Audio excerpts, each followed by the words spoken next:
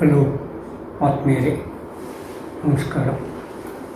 ಮೋಕ್ಷ ಮೀಡಿಯಾಕ್ಕೆ ತಮಗೆಲ್ಲ ಸ್ವಾಗತ. ನಾನು ಮೋಕ್ಷ ಹಿರೇಮಠ್. ಇಂದಿನ ರಾಜಕಾರಣದಲ್ಲಿ ಪ್ರಮುಖವಾಗಿ ನಾವು ಎರಡು ವಿಷಯಗಳನ್ನು ಕಾಣ್ತಾ ಇದ್ದೀವಿ. ಒಂದು ಕುಟುಂಬ ರಾಜಕಾರಣ, ಮತ್ತೊಂದು ಜಾತಿ ರಾಜಕಾರಣ. ಈ ಎರಡೂ ರಾಜಕಾರಣಗಳು ದೇಶದ ಅಭಿವೃದ್ಧಿಯನ್ನು ಯಾವ ಕಡೆಯೂ ಕೊಂಡೊಯ್ಯುತ್ತಾ ದೇಶವನ್ನು ಒಂದಿಲ್ಲ ಒಂದು ರೀತಿಯಾಗಿ ವಿನಾಶದಂತೆಯೇ ಭ್ರಷ್ಟಾಚಾರದ ಕಡೆಗೆ ಕೊಂಡೊಯ್ಯುತ್ತಿವೆ.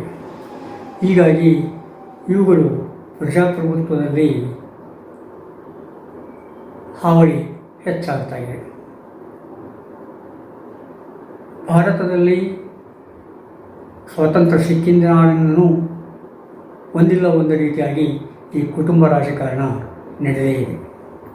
ಈ ಕುಟುಂಬ ರಾಜಕಾರಣವನ್ನು ವಿರೋಧ ಮಾಡ್ತಾ ಆ ಕುಟುಂಬ ರಾಜಕಾರಣವನ್ನು ಅಳವಡಿಸಿಕೊಂಡಿರ್ತಕ್ಕಂಥ ಪಕ್ಷಗಳು ಕೂಡ ನಮ್ಮಲ್ಲಿವೆ. ಹೀಗಾಗಿ ಪ್ರತಿಯೊಂದು ಪಕ್ಷವು, ರಾಜಕೀಯ ಪಕ್ಷವು, ಅದು ಯಾವುದೇ ಪಕ್ಷ ಇರಲಿ, ಆ ಪಕ್ಷದಲ್ಲಿ ನಾವು ಕುಟುಂಬ ರಾಜಕಾರಣವನ್ನು ನೋಡುವುದು.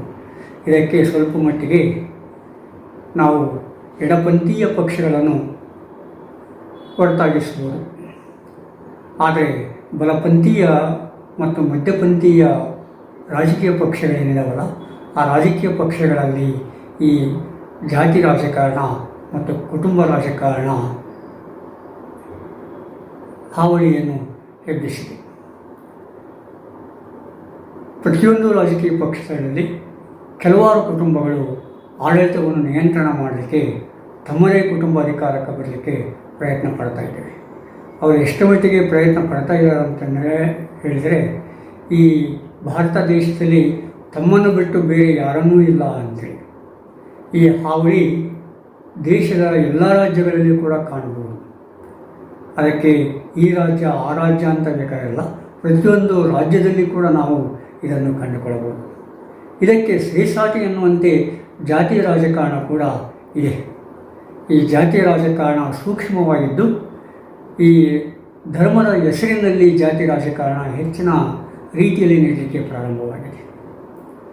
ಮೊದಲು ಇತ್ತು, ಆದರೆ ಈ ಮಟ್ಟಿಗೆ ಇದ್ದಿಲ್ಲ. ಆದರೆ ಇತ್ತೀಚಿನ ವರ್ಷಗಳಲ್ಲಿ ಈ ಧರ್ಮದ ಹೆಸರಿನಲ್ಲಿ ಜಾತಿ ರಾಜಕಾರಣ ಹೆಚ್ಚಾಗತೊಡಗಿದೆ. ಹೀಗಾಗಿ ಈ ಜಾತಿ ರಾಜಕಾರಣ ಮತ್ತು ಧರ್ಮದ ಹೆಸರಿನ ಜಾತಿ ರಾಜಕಾರಣ ಮತ್ತು ಕುಟುಂಬ ರಾಜಕಾರಣ ದೇಶವನ್ನು ಅವನತಿಯವರಿಗೆ ಕೊಂಡೊಯ್ತಾ ಇದ್ದಾರೆ. ಇವರೆಷ್ಟೇ ನಾವು ನಮ್ಮ ರಾಜಕಾರಣದಿಂದ ದೇಶವನ್ನು ಪ್ರಗತಿಯತ್ತ ಕೊಂಡೊಯ್ತಾ ಇದ್ದೀವಿ ಅಂತ ಹೇಳಿದ್ರು ಕೂಡ ಅದು ಫ್ಯಾಕ್ಟ್ ಚೆಕ್ ಮಾಡಿದಾಗ ಅಲ್ಲಿ ಸುಳ್ಳು ಗೊತ್ತಾಗುತ್ತೆ. ಹೀಗಾಗಿ ಈ ಕುಟುಂಬ ರಾಜಕಾರಣ ಮತ್ತು ಜಾತಿ ರಾಜಕಾರಣ ದೇಶದ ಶತ್ರುಗಳಾಗಿ ಕಾಣಿಸ್ತಾ ಇದ್ದಾವೆ. ಪ್ರತಿಯೊಂದು ರಾಜ್ಯ, ಪ್ರತಿಯೊಂದು ಪಕ್ಷ, ವಿಶೇಷವಾಗಿ ಮುಖ್ಯವಾಹಿನಿಯಲ್ಲಿರ್ತಕ್ಕಂಥ ರಾಜಕೀಯ ಪಕ್ಷಗಳು ಇದನ್ನು ಚೆನ್ನಾಗಿ ಆಪರೇಟ್ ಮಾಡ್ತಾಯಿದೆ. ವಿಶೇಷವಾಗಿ ಪ್ರಜಾಪ್ರಭುತ್ವದಲ್ಲಿ ಈ ಜಾತಿ ರಾಜಕಾರಣ, ಕುಟುಂಬ ರಾಜಕಾರಣ ಇದ್ದರೆ ಅದು ನಾನಾ ಥರದ ಪೆಟ್ಟನ್ನು ಪ್ರಜಾಪ್ರಭುತ್ವಕ್ಕೆ ಕೊಡ್ತಾ ಇದೆ. ಎಷ್ಟೋ ಸಲ ಈಗ ರಾಜಕಾರಣ ಅನ್ನೋದು ಒಂದು ಕೆಲಸವಾಗಿದೆ, ಒಂದು ಉದ್ಯಮವಾಗಿದೆ. ಅದು ಒಂದು ಸೇವೆಯಲ್ಲ, ಒಂದು ಉದ್ಯಮ. ನಿರುದ್ಯೋಗಿಗಳಿಗೆ, ಉಂಡಾಡಿ ತಿರುಗುವ ಕುಟುಂಬಸ್ಥರಿಗೆ, ಜಾತಿ ರಾಜಕಾರಣವನ್ನು ಮಾಡಿಕೊಂಡು ಏನೇನೋ ಮಾಡ್ತಾ ಇರುವ ರಾಜಕಾರಣಿಗಳಿಗೆ ಇದು ಸಾಟಿಯನ್ನು ಕೊಡ್ತಾ ಇದೆ. ಅಂದರೆ ಈ ರಾಜಕಾರಣ ಒಂದು ಉದ್ಯಮವಾಗಿ, ಒಂದು ಉದ್ಯೋಗವಾಗಿ ಪರಿವರ್ತಿತವಾಗಿದೆ. ಮೊದಲೆಲ್ಲ ರಾಜಕಾರಣ ಸ್ವಾತಂತ್ರ್ಯ ಬಂದ ನಂತರದ ದಿನಗಳಲ್ಲಿ ರಾಜಕಾರಣ ಒಂದು ಸೇವೆ ಅಂತೇಳಿ ಪರಿಗಣನೆ ಮಾಡ್ತಿತ್ತು. ಒಬ್ಬ ಪ್ರಧಾನಮಂತ್ರಿ, ಭಾರತದ ಪ್ರಧಾನಮಂತ್ರಿ ಆಗಿ ಹೋಗಿರ್ತಕ್ಕಂಥವರು ಬಾಡಿಗೆ ಮನೆಯಲ್ಲಿದ್ದು ಬಾಡಿಗೆ ಮನೆ ಕೊಡಲಾದ ಬಾಡಿಗೆ ಮನೆಯ ಓನರ್ನಿಂದ ಹೊರಗೆ ಹಾಕಿಸಿಕೊಂಡಿರ್ತಂಥ ಉದಾಹರಣೆ ಕೂಡ ನಮ್ಮಲ್ಲಿದೆ. ರೈಲ್ವೆ ಅಪಘಾತವಾಯಿತು ಅಂತೇಳಿ ರೈಲ್ವೆ ಮಿನಿಸ್ಟರ್ಶಿಪ್ಪಿಗೆ ರಾಜೀನಾಮೆಯನ್ನು ಕೊಟ್ಟಿರ್ತಕ್ಕಂಥ ಉದಾಹರಣೆ ಕೂಡ ನಮ್ಮಲ್ಲಿದೆ. ಅಂಥ ವ್ಯಕ್ತಿಗಳು ನಾವು ಈ ಪ್ರಜಾಪ್ರಭುತ್ವದಲ್ಲಿ ನೋಡಿದ್ದೇವೆ. ಆದರೆ ಈಗ ಅವನ್ನೆಲ್ಲ ನೆನೆಸ್ಕೊಂಡು ಬಿಟ್ಟರೆ ಯಾವ ಸ್ಥಿತಿಗೆ ಭಾರತದ ಪ್ರಜಾಪ್ರಭುತ್ವ ಬಂದುಬಿಟ್ಟಿದೆ ಅಂತ ಅನ್ನಿಸ್ತಾ ಇದೆ. ಯಾಕಂದರೆ ಅಭಿವೃದ್ಧಿ ಆಗ್ತಿರುವ ದೇಶಕ್ಕೆ, ಬೆಳೆಯುತ್ತಿರುವ ದೇಶಕ್ಕೆ ಮತ್ತು ವೈಜ್ಞಾನಿಕ ಯುಗದತ್ತ ಓಡುತ್ತಿರುವ ದೇಶಕ್ಕೆ ಈ ಕುಟುಂಬ ರಾಜಕಾರಣ ಮತ್ತು ಜಾತಿ ರಾಜಕಾರಣ ಒಳ್ಳೆಯದಲ್ಲ. ಮೊದಲೆಲ್ಲ ಜಾತಿ ರಾಜಕಾರಣ ಕದ್ದು ಮುಚ್ಚಿ ನಡೆದರೆ ಈಗ ಭಾಳ ಮುಕ್ತವಾಗಿ ನಡೀತಾ ಇದೆ. ಅದು ಧರ್ಮದ ಹೆಸರಿನಲ್ಲಿ ಜಾತಿ ರಾಜಕಾರಣ ನಡೀತಾ ಇದೆ. ಕುಟುಂಬ ರಾಜಕಾರಣ ಸಡನ್ನಾಗಿ ನಾವು ನೋಡಬಹುದು, ಆದರೆ ಈ ಜಾತಿ ರಾಜಕಾರಣ ಇದೆಯಲ್ಲ, ಧರ್ಮದ ಹೆಸರಿನ ಜಾತಿ ರಾಜಕಾರಣ ಇದೆಯಲ್ಲ, ಇದು ಭಾಳ ಅಪಾಯಕಾರಿ. ಕುಟುಂಬ ರಾಜಕಾರಣಕ್ಕಿಂತ ಅಪಾಯಕಾರಿ. ಕುಟುಂಬ ರಾಜಕಾರಣಿಗೆ, ಪ್ರಜಾಪ್ರಭುತ್ವ ವ್ಯಕ್ತಿಗಳಿಗೆ ಕುಟುಂಬ ರಾಜಕಾರಣಿ ಒಬ್ಬ ವ್ಯಕ್ತಿ ಮಾತ್ರ ಆಗ್ತಾನೆ. ಆದರೆ ಈ ಜಾತಿ ರಾಜಕಾರಣದಲ್ಲಿ, ಧರ್ಮದ ಹೆಸರಿನ ಜಾತಿ ರಾಜಕಾರಣದಲ್ಲಿ ಅನೇಕ ವ್ಯಕ್ತಿಗಳು ಹುಡುಕೊಂಡ್ಬಿಟ್ಟಿರ್ತಾರೆ. ಇಲ್ಲಿ ಧರ್ಮದ ಹೆಸರಿನಲ್ಲಿ ಜಾತಿ ಮಾಡ್ತಾ ಮಾಡ್ತಾ ಸ್ವರ್ಗೆ ಹೋಗಿರ್ತಕ್ಕಂಥ ಜಾತಿಗಳನ್ನು ಏನು ಮಾಡಿದ್ದಾರೆ, ಪಿಂಡ ಬಲಿಸ್ತಾ ಇದ್ದಾರೆ. ಆ ಪಿಂಡ ಬಲಿಸುವ ಕೆಲಸ ಭಾಳ ಸೂಕ್ಷ್ಮವಾಗಿ ಭಾರತದ ಪ್ರಜಾಪ್ರಭುತ್ವದಲ್ಲಿ ನಡೆಸ್ತಾ ಇದೆ. ಈ ಪಿಂಡ ಬಲಿಸ್ತಾ ಹೋದಂಗೆಲ್ಲ ಈ ಜನಸಮುದಾಯದ ನಡುವೆ ತಾರತಮ್ಯಗಳು ಹೆಚ್ಚಾಗಿ ಬಡಿದಾಟಗಳು ಪ್ರಾರಂಭವಾಗ್ತವೆ ಹೊರತು ಅಭಿವೃದ್ಧಿ ಕುಂಠಿತವಾಗುತ್ತದೆ ಹೊರತು ಮತ್ತೇನಾಗಲ್ಲ. ಆಗ ದೇಶ ಪ್ರತ್ಯೇಕತೆಯ ಕಡೆಗೆ ಹೋಗಬೇಕಾಗತ್ತೆ. ಈಗಾಗಲೇ ನಾವು ಅದನ್ನು ಸೂಕ್ಷ್ಮವಾಗಿ ನೋಡ್ತಾ ಇದ್ದೇವೆ. ದಕ್ಷಿಣ ಭಾರತ ಒಂದು ಕಡೆಗೆ ಆದರೆ ಉತ್ತರ ಭಾರತ ಮತ್ತೊಂದು ಕಡೆ. ಅಲ್ಲಿ ಪಕ್ಷಗಳು, ಅಧಿಕಾರಗಳು ಇವನ್ನೆಲ್ಲ ನೋಡಿದಾಗ ಏನಾಗುತ್ತೆ, ನಮಗೆ ಆ ವ್ಯತ್ಯಾಸವನ್ನು ನಾವು ಸ್ಪಷ್ಟವಾಗಿ ನೋಡ್ತಾ ಇದ್ದೇವೆ. ಈ ಹಿನ್ನೆಲೆಯಲ್ಲಿ ನೋಡಿದಾಗ ಏನಾಗುತ್ತೆ, ನಮಗೆ ಈ ಜಾತಿ ರಾಜಕಾರಣ ಭಾಳ ಅಪಾಯಕಾರಿಯಾದ ವಿಷಯವಾಗಿ ಕಾಣ್ತಾ ಇದೆ. ಈ ಜಾತಿ ರಾಜಕಾರಣ ವಿರುದ್ಧ, ಕುಟುಂಬ ರಾಜಕಾರಣ ವಿರುದ್ಧ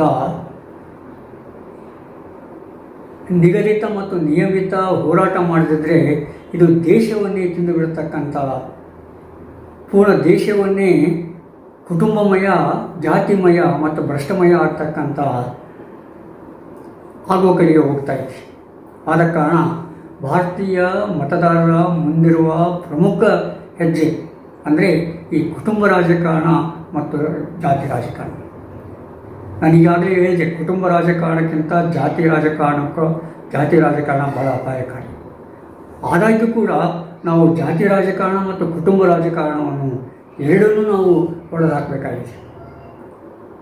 ಒಂದೇ ಬಾಣದಿಂದ ಎರಡನ್ನೂ ಹೊಡೆದಾಕಿದಾಗ ಭಾರತದ ಅಭಿವೃದ್ಧಿ ತೀವ್ರಗತಿಯಲ್ಲಿ ತೆಗೆದುಕೊಳ್ತಾ ಇದೆ. ಈ ಕುಟುಂಬ ರಾಜಕಾರಣ ಮತ್ತು ಜಾತಿ ರಾಜಕಾರಣದಿಂದ ಏನು ಮಾಡ್ತಾರೆ, ಅಧಿಕಾರ ಇರ್ತಾರೆ, ಸಂಪತ್ತು ಗಳಿಸ್ತಾರೆ. ತಮ್ಮ ಕುಟುಂಬದ ಜಾತಿಯ ಸಂಪತ್ತು ಅನ್ನೋದು ಕೆಲವರ ಸಂಪತ್ತು, ಎಲ್ಲ ಜಾತಿಯಲ್ಲಿ ಇರ್ತಕ್ಕಂಥ ಎಲ್ಲ ವ್ಯಕ್ತಿಗಳು ಸಿಗಲ್ಲ, ಕೆಲವರ ಸಂಪತ್ತನ್ನು ಹೆಚ್ಚಿಸಿಕೊಂಡು ಉಳಿದರ ನಡುವೆ ಭೇದ ಭಾವವನ್ನು ಹುಟ್ಟಿಸಿ ಏನು ಮಾಡ್ತಾರೆ, ತಮ್ಮ ಬೇಳೆ ಬೇಯಿಸ್ಕೊಳ್ತಾ ಇದ್ದಾರೆ.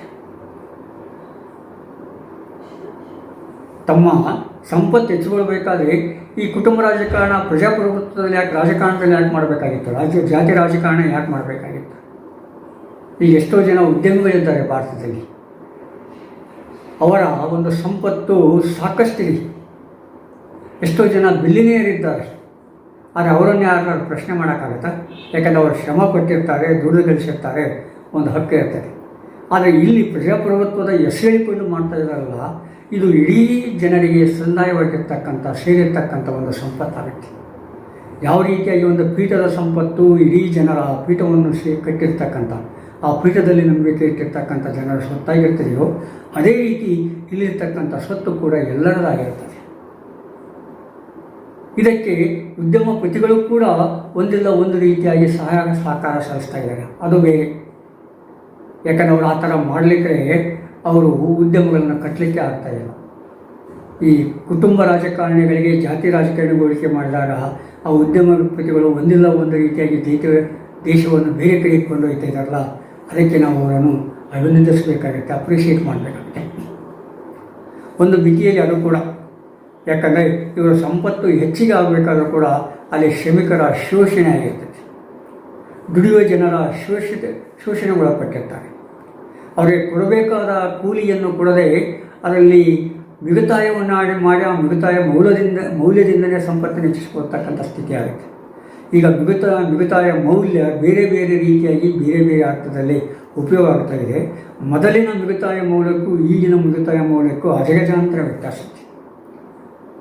ಕುಟುಂಬ ರಾಜಕಾರಣ ಅಂದರೆ ಒಂಥರ ಹಾರ್ಡ್ವೇರ್ ಇದ್ದಂಗೆ, ಈ ಜಾತಿ ರಾಜಕಾರಣ, ಧರ್ಮದ ಹೆಸರಿನ ಜಾತಿ ಕಾರಣ ಅಂದರೆ ಇದು ಸಾಫ್ಟ್ವೇರ್ ಇದ್ದಂಗೆ. ಇವೆರಡರ ಉತ್ಪಾದನೆ ಅಂತಂದರೆ ಭ್ರಷ್ಟಾಚಾರ. ಭಾರತ ಭ್ರಷ್ಟಾಚಾರದ ಪಟ್ಟಿಯಲ್ಲಿ ಮುಂದಿದೆ.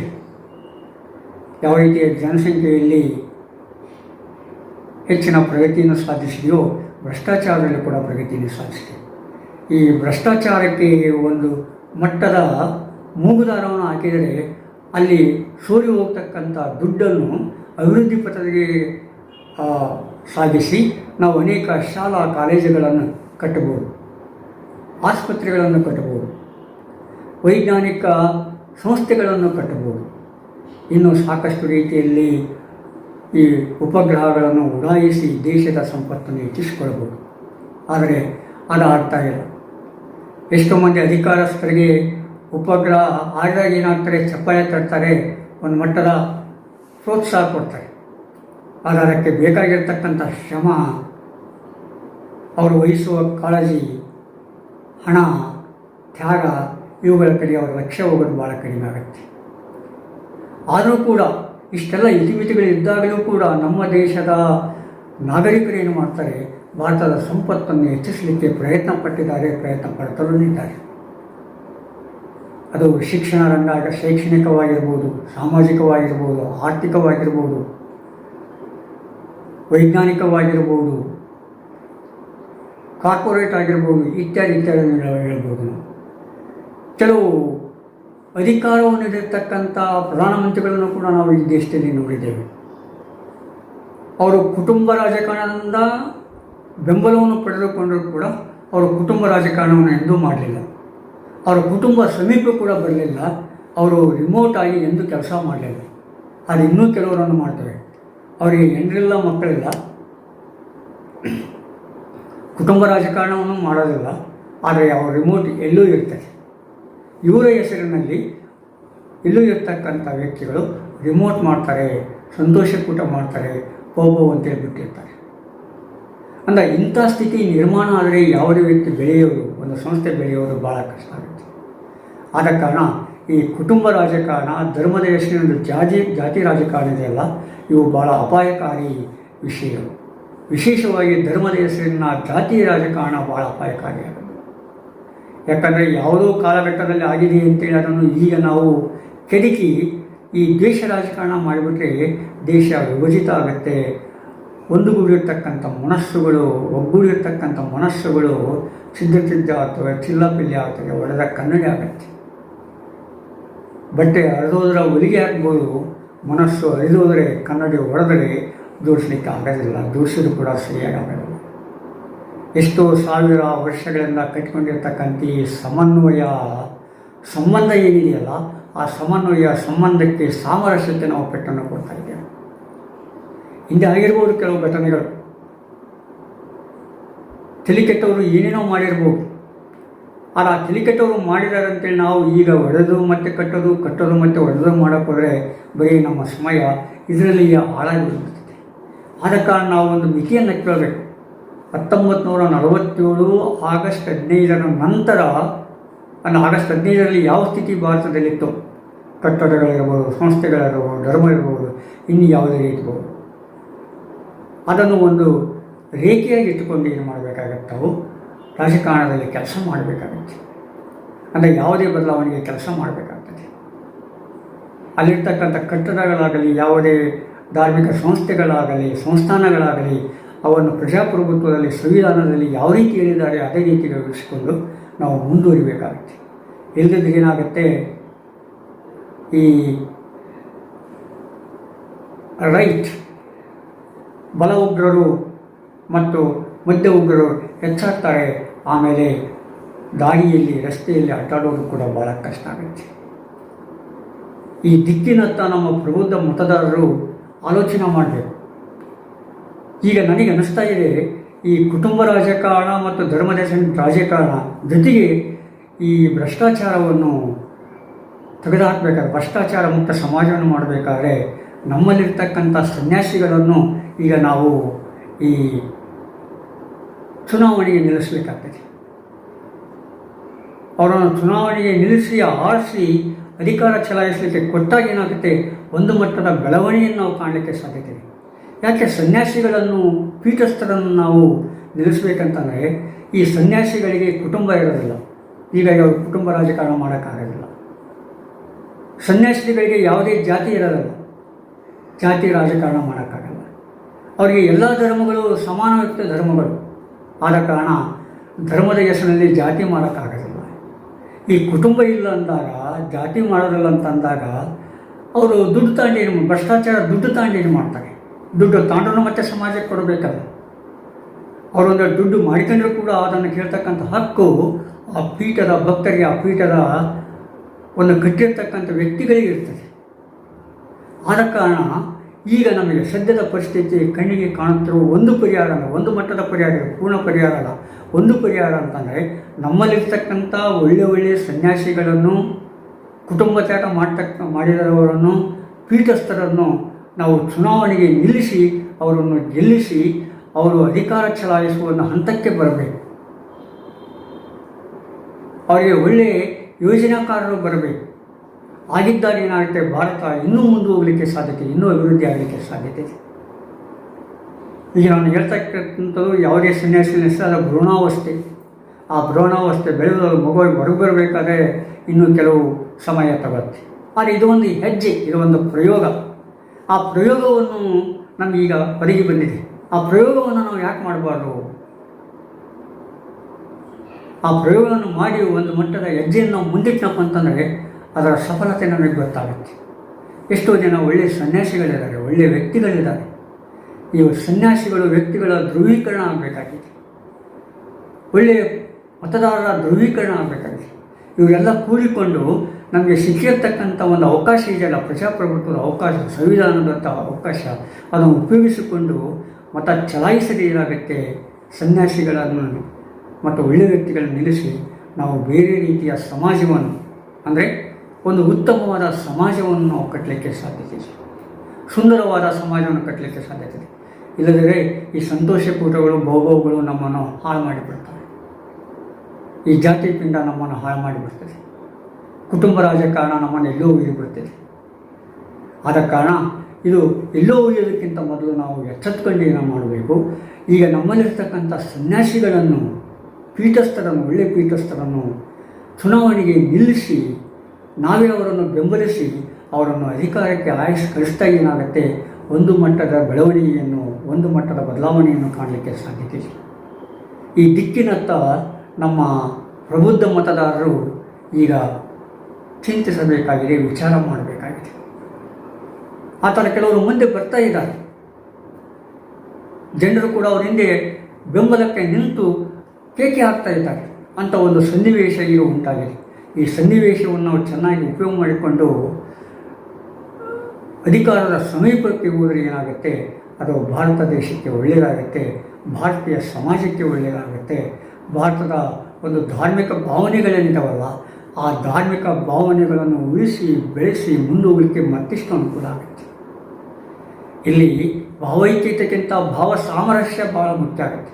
ಆ ಭಾವ ಸಾಮರಸ್ಯವನ್ನು ಹೇಳ್ತಕ್ಕಂಥ ವ್ಯಕ್ತಿಗಳು, ಅನುಸರಿಸ್ತಕ್ಕಂಥ ವ್ಯಕ್ತಿಗಳು ನಮಗೆ ಭಾಳ ಮುಖ್ಯ. ಭಾವ ಸಾಮರಸ್ಯವನ್ನು, ಭಾವೈಕ್ಯತೆಯನ್ನು ಹೇಳ್ತಾ ಆ ಭಾವವನ್ನು ಹೊಡಿತಕ್ಕಂಥ ವ್ಯಕ್ತಿಗಳಲ್ಲ. ಯಾಕಂದ್ರೆ ಅಂಥ ವ್ಯಕ್ತಿಗಳು, ಅಂಥ ಪಕ್ಷಗಳು ನಮ್ಮಲ್ಲಿ ಸಾಕಷ್ಟಿದ್ದಾವೆ, ಅವು ಉಪಯೋಗ ಬರವು. ಯಾಕಂದರೆ ನಮ್ಮಲ್ಲಿ 3000 ರಾಜಕೀಯ ಪಕ್ಷಗಳಿವೆ. ಅದರಲ್ಲಿ 10 ಪಕ್ಷಗಳು ಮಾತ್ರ ಈ ರಾಷ್ಟ್ರೀಯ ಸ್ಟ್ರೀಮ್ನಲ್ಲಿ ತಮ್ಮನ್ನು, ರಾಷ್ಟ್ರೀಯ ಮುಖ್ಯವಾಹಿನಿಯಲ್ಲಿ ತಮ್ಮನ್ನು ಗುರುತಿಸಿಕೊಂಡಿವೆ. ಅವೇ ಕೂಡ ಆ್ಯಕ್ಟಿವ್ ಆಗಿವೆ. ಇವುಗಳನ್ನು ಒಂದು ಹಂತದಲ್ಲಿ ಮುಂದಿಟ್ಟು ಸನ್ಯಾಸಿಗಳನ್ನು, ಯೋಗಿಗಳನ್ನು, ಪೀಠಸ್ಥರನ್ನು ನಾವು ನಿಲ್ಲಿಸಿ ಆಶ್ರಯಿಸಿದರೆ ನಾವು ಬೇರೆ ರೀತಿಯ ಭಾರತವನ್ನು, ಬೇರೆ ರೀತಿಯ ಸಮಾಜವನ್ನು ಕನಸಲಿಕ್ಕೆ ಸಾಧ್ಯತೆ ಆಗ್ತದೆ. ಬೇರೆ ರೀತಿಯ ಸಮಾಜವನ್ನು ಸೃಷ್ಟಿ ಮಾಡಲಿಕ್ಕೆ ಸಾಧ್ಯತೆ ಇದೆ. ಏನಿಲ್ಲ ಅಂದರೆ ಇದು ಒಂದು ಪ್ರಯೋಗ ಕೂಡ ಆಗುತ್ತೆ ಅಂತ. ಎಷ್ಟು ಮಟ್ಟಿಗೆ ಸಫಲತೆ ಪಡ್ಕೊಳ್ತದೆ ಅದು ಬೇರೆ. ಆದರೆ ನಾವು ಪ್ರಯೋಗ ಮಾಡೋಕ್ಕೆ ಬಂದಿರೋ ಜನ ಅವಕಾಶ ಸಿಕ್ಕಾಗ ಇದು ಒಳ್ಳೆಯ ಪ್ರಯೋಗ ಅಲ್ಲ. ಇರ್ತಕ್ಕಂಥ ಸ್ಥಿತಿಯಲ್ಲಿ ನಾವು ಒಳ್ಳೆಯ ಪ್ರಯೋಗ ಮಾಡ್ತಾಯಿದ್ದೇವೆ. ಅಂಥ ಪ್ರಯೋಗವನ್ನು ನಮ್ಮ ಮತದಾರರು ಮಾಡಬೇಕು. ಭಾರತದ ಪ್ರಜಾಪ್ರಭುತ್ವಕ್ಕೆ ಹೊಸ ವ್ಯಕ್ತಿತ್ವ, ಹೊಸ ಮುಖ, ಹೊಸ ಸ್ಥಿತಿಯನ್ನು ಫೋಕಸ್ ಮಾಡಬೇಕು. ಅಷ್ಟೇ ಅಲ್ಲ, ಹಾಗೆ ಫೋಕಸ್ ಮಾಡುವಾಗ ಆ ಫೋಕಸ್ ಮಾಡ್ತಕ್ಕಂಥ ರೀತಿ ನೀತಿ ಮತ್ತು ಮತಾಯಿಸುವ ಚಳವಳಿಯಲ್ಲಿ ಅವರು ಕೂಡ ಏನು ಮಾಡ್ತಾರೆ, ಭಾಗವಹಿಸಿರ್ತಾರೆ. ಅದನ್ನು ಕೂಡ ಮರಿಬಾರ್ದು. ಅಂದರೆ ಅವರನ್ನು ಫೋಕಸ್ ಮಾಡುವಾಗ, ದೇಶವನ್ನು ಕಟ್ಟುವಾಗ, ಸಮಾಜವನ್ನು ಬೇರೆ ಹಂತಕ್ಕೆ ಕೊಂಡೊಯ್ಯುವಾಗ ಅವರ ಪಾತ್ರ ಕೂಡ ಮುಖ್ಯ ಆಗುತ್ತೆ. ಅವರು ಕೂಡ ಪಾತ್ರಧಾರಿಗಳಾಗಿರ್ತಾರೆ. ಈ ಹಿನ್ನೆಲೆಯಲ್ಲಿ ನಾವು ಈ ನಮಗೆ ಒದಗಿರ್ತಕ್ಕಂಥ, ನಮಗೆ ಈ ಸದ್ಯ ಬಂದಿರತಕ್ಕಂಥ ಪ್ರಜಾಪ್ರಭುತ್ವವನ್ನು ನೋಡಿ ಮುನ್ನಡೆ ಹೆಜ್ಜೆ ಇರಬೇಕಾಗಿದೆ. ಸನ್ಯಾಸಿಗಳನ್ನು, ಯೋಗಿಗಳನ್ನು, ಪೀಠಸ್ಥರನ್ನು, ನಿಜವಾದ ಅರ್ಥದಲ್ಲಿರ್ತಕ್ಕಂಥ ವ್ಯಕ್ತಿಗಳನ್ನು ನಾವು ನಿಲ್ಲಿಸಿ ಆಶೀಕರಿಸಿದಾಗ ಅದರ ರೀತಿ ನೀತಿಯೇ ಬೇರಾಗುತ್ತೆ. ಅದು ಒಂದು ಪ್ರಯೋಗ ಆಗುತ್ತೆ. ಇಂಥ ಪ್ರಯೋಗ ನಮ್ಮಲ್ಲಿ ಇನ್ನೂ ಹೆಚ್ಚಿನ ಸಂಖ್ಯೆಯಲ್ಲಿ ಬರಲಿ, ಆ ಪ್ರಯೋಗ ಸಫಲತೆಯನ್ನು ಪಡೆದುಕೊಳ್ಳಿ ಅಂತೇಳಿ ನಾನು ಈ ಹೊತ್ತಿನಲ್ಲಿ ಆಶಿಸ್ಬೋದು. ಮತ್ತು ಮುಂದಿನ ಸಂಚಿಕೆಯಲ್ಲಿ ನಾವು ನೀವು ಭೇಟಿಯಾಗೋಣ. ಸಬ್ಸ್ಕ್ರೈಬ್ ಆಗಿ, ಶೇರ್ ಮಾಡಿ. ನಮಸ್ಕಾರ.